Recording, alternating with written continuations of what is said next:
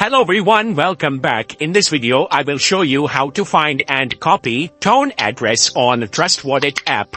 For that, you need to launch your Trust Wallet mobile application, and here, you just have to use the search bar in the top and search for tone. Now, once you are able to find tone over here, you just have to simply tap on it.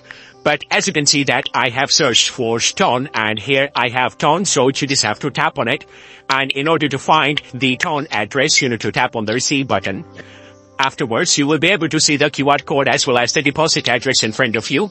So in order to copy it, you just have to tap on the copy button in order to copy this address on the clipboard. And now you can use this tone address in order to receive the tone in your Trust Wallet application. So I hope this video was helpful, and if it was, then don't forget to like this video and subscribe to the channel.